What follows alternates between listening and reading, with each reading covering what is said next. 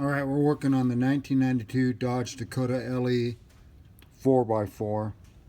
And for this part, whether it's two-wheel drive or four-wheel drive makes a difference. Anyway, I took the idler arm off. You can see where it went in right there. And then it bolts on right over here.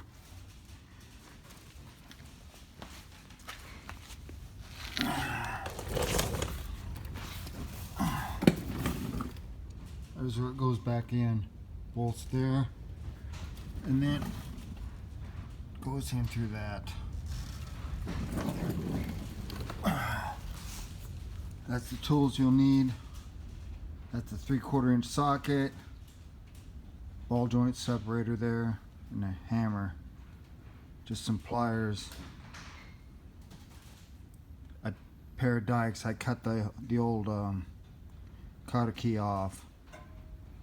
Then I tried to pound it with that piece right there, but that didn't work. The ball joint separator did. And then I got the new one from eBay for $20. I'm going to use the thread locker on those two bolts to put it back in, and that's my new nut and cotter key for that. This is the old one. The reason it's being replaced is I still can't determine if there was ever a grease zerk in that.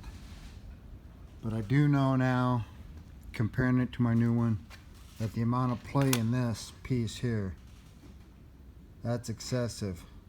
Meaning, well, unfortunately, if this comes apart, you're going to lose control over your vehicle, and that's what I was afraid was going to happen if I didn't replace it. So by doing a thorough inspection, when I greased on a regular oil change, I found this part to be defective. So we're going to put in a new one. It's a nice truck and I want to keep it that way. And this is John Rudy with Rudy Racing, signing off.